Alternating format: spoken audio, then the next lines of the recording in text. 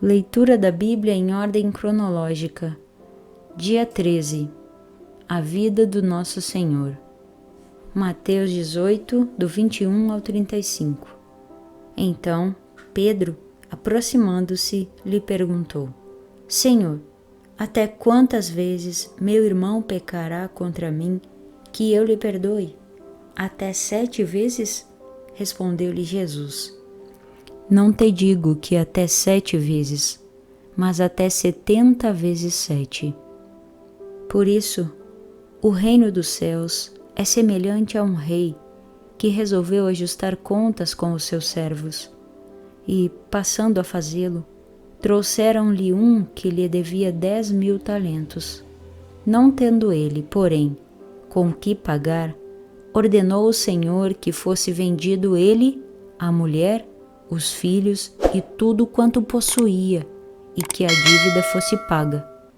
Então, o servo, prostrando-se reverente, rogou: Sê paciente comigo e tudo te pagarei. E o senhor daquele servo, compadecendo-se, mandou-o embora e perdoou-lhe a dívida. Saindo, porém, aquele servo, encontrou um dos seus conservos que lhe devia 100 denários, e agarrando-o, o sufocava, dizendo: Paga-me o que me deves. Então, o seu conservo, caindo-lhe aos pés, lhe implorava: Sê paciente comigo e te pagarei. Ele, entretanto, não quis. Antes, indo-se, o lançou na prisão, até que saldasse a dívida. Vendo seus companheiros o que se havia passado, entristeceram-se muito e foram relatar ao seu senhor tudo o que acontecera. Então, o seu senhor, chamando-o, lhe disse: Servo malvado, perdoei-te aquela dívida toda porque me suplicaste. Não devias tu, igualmente, compadecer-te do teu conservo, como também eu me compadeci de ti? Indignando-se, o seu senhor o entregou aos verdugos, até que lhe pagasse toda a dívida. Assim também meu Pai Celeste vos fará, se do íntimo não perdoardes cada um a seu irmão. João 7, do 1 ao 53. Passadas estas coisas, Jesus andava pela Galileia, porque não desejava percorrer a Judeia, visto que os judeus procuravam matá-lo. Ora, a festa dos judeus, chamada de Festa dos Tabernáculos, estava próxima. Dirigiram-se, pois, a ele os seus irmãos e lhe disseram: Deixa este lugar e vai para a Judeia, para que também os teus discípulos vejam as obras que fazes. Porque ninguém há que procure ser conhecido em público e, contudo, realize os seus feitos em oculto. Se fazes estas coisas, manifesta-te ao mundo, pois nem mesmo seus irmãos criam nele. Disse-lhes, pois, Jesus: O meu tempo ainda não chegou, mas o vosso sempre está presente. Não pode o mundo odiar-vos, mas a mim me odeia, porque eu dou testemunho a seu respeito de que as suas obras são más. Subi vós outros à festa, eu, por enquanto, não subo, porque o meu tempo ainda não está cumprido. Disse-lhes Jesus estas coisas e continuou na Galileia. Mas, depois que seus irmãos subiram para a festa, então subiu ele também, não publicamente, mas em oculto. Ora, os judeus o procuravam na festa e perguntavam: Onde estará ele? E havia grande murmuração a seu respeito entre as multidões. Uns diziam: Ele é bom, e outros: Não, antes engana o povo. Entretanto, ninguém falava dele abertamente, por ter medo dos judeus. Corria já em meio à festa, e Jesus subiu ao templo e ensinava. Então os judeus se maravilhavam e diziam: Como Como sabe este letras sem ter estudado? Respondeu-lhes Jesus: O meu ensino não é meu, e sim daquele que me enviou. Se alguém quiser fazer a vontade dele, conhecerá a respeito da doutrina, se ela é de Deus ou se falo por mim mesmo.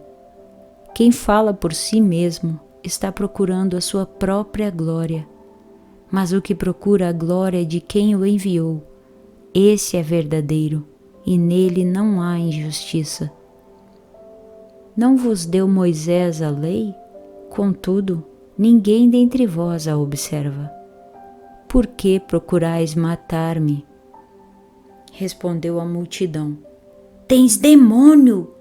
Quem é que procura matar-te? Replicou-lhes Jesus: Um só feito realizei, e todos vos admirais. Pelo motivo de que Moisés vos deu a circuncisão, se bem que ela não vem dele, mas dos patriarcas. No sábado circuncidais um homem. E se o homem pode ser circuncidado em dia de sábado, para que a lei de Moisés não seja violada, por que vos indignais contra mim pelo fato de eu ter curado num sábado, ao todo, um homem? Não julgueis segundo a aparência, e sim pela reta justiça. Diziam alguns de Jerusalém: Não é este aquele a quem procuram matar? Eis que ele fala abertamente e nada lhe dizem. Porventura reconhecem verdadeiramente as autoridades que este é, de fato, o Cristo? Eis que ele fala abertamente e nada lhe dizem. Porventura reconhecem verdadeiramente as autoridades que este é, de fato, o Cristo? Nós, todavia, sabemos de onde este é. Quando, porém, vier o Cristo, ninguém saberá de onde ele é. Jesus, pois, enquanto ensinava no templo, clamou, dizendo: Vós não somente me conheceis, mas também sabeis de onde eu sou. E não vim porque eu de mim mesmo o quisesse, mas aquele que me enviou é verdadeiro, aquele a quem vós não conheceis. Eu o conheço porque venho da parte dele e fui por ele enviado. Então, procuravam prendê-lo, mas ninguém lhe pôs as mãos, porque ainda não era chegada a sua hora. E contudo, muitos de entre a multidão creram nele e diziam: Quando vier o Cristo, fará porventura maiores sinais do que este homem tem feito? Os fariseus, ouvindo a multidão murmurar estas coisas a respeito dele, juntamente com os principais sacerdotes, enviaram guardas para o prenderem. Disse-lhes Jesus: Ainda por um pouco de tempo estou convosco, e depois irei para junto daquele que me enviou. Haveis de procurar-me e não me achareis. Também aonde eu estou, vós não podeis ir. Disseram, pois, os judeus uns aos outros: Para onde irá este que não o possamos achar? Irá porventura para a dispersão entre os gregos, com o fim de os ensinar? Que significa de fato o que ele diz? Haveis de procurar-me e não me achareis. Também onde eu estou, vós não podeis ir. No último dia, o grande dia da festa, levantou-se Jesus e exclamou: Se alguém tem sede, venha a mim e beba. Quem crer em mim, como diz a Escritura, do seu interior fluirão rios de água viva. Isto ele disse com respeito ao Espírito que haviam de receber os que nele crescem, pois o Espírito até aquele momento não fora dado, porque Jesus não havia sido ainda glorificado. Então, os que dentre o povo tinham ouvido estas palavras diziam: Este é verdadeiramente o profeta. Outros diziam: ele é o Cristo. Outros, porém, perguntavam: porventura o Cristo virá da Galileia? Não diz a Escritura que o Cristo vem da descendência de Davi e da aldeia de Belém, de onde era Davi? Assim, houve uma dissensão entre o povo por causa dele. Alguns dentre eles queriam prendê-lo, mas ninguém lhe pôs as mãos. Voltaram, pois, os guardas à presença dos principais sacerdotes e fariseus, e estes lhes perguntaram: por que não o trouxestes? Responderam eles: jamais alguém falou como este homem. Replicaram-lhes, pois, os fariseus: será também vós fostes enganados? Porventura, creu nele alguém dentre as autoridades ou algum dos fariseus? Quanto a esta plebe que nada sabe da lei, é maldita. Nicodemos, um deles, que antes fora ter com Jesus, perguntou-lhes: acaso a nossa lei julga um homem sem primeiro ouvi-lo e saber o que ele fez? Responderam eles: dar-se-á o caso de que também tu és da Galileia? Examina e verás que da Galileia não se levanta profeta. E cada um foi para a sua casa. João 8, do 1 ao 20. Jesus, entretanto, foi para o Monte das Oliveiras. De madrugada, voltou novamente para o templo, e todo o povo ia ter com ele. E, assentado, os ensinava. Os escribas e fariseus trouxeram à sua presença uma mulher surpreendida em adultério. E, fazendo-a ficar de pé no meio de todos, disseram a Jesus: mestre, esta mulher foi apanhada em flagrante adultério. E na lei nos mandou Moisés que tais mulheres sejam apedrejadas. Tu, pois, que dizes?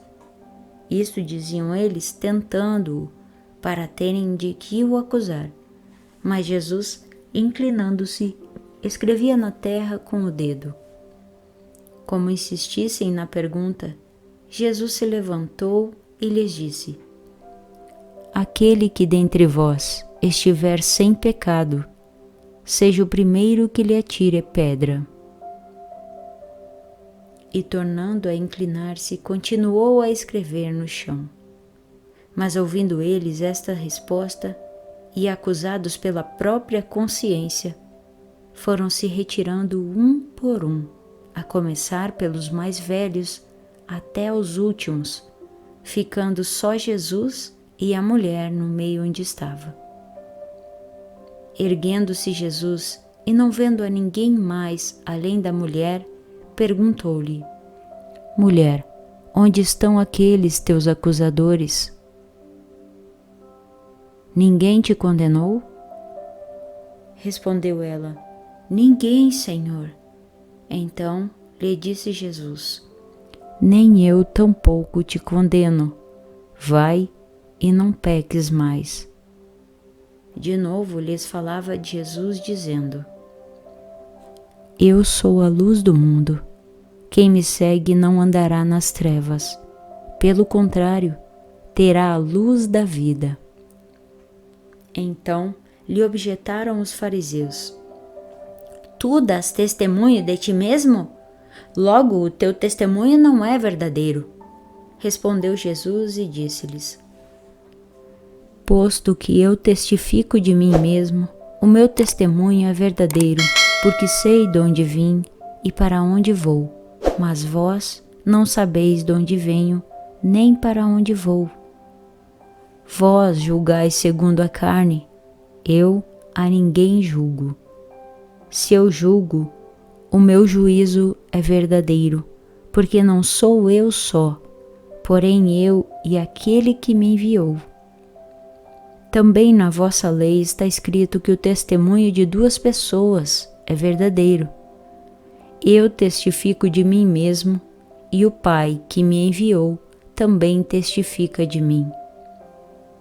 Então eles lhe perguntaram: onde está teu Pai? Respondeu Jesus: não me conheceis a mim nem a meu Pai. Se conhecesseis a mim, também conheceríeis a meu Pai. Proferiu ele estas palavras no lugar do gasofilácio, quando ensinava no templo, e ninguém o prendeu, porque não era ainda chegada a sua hora.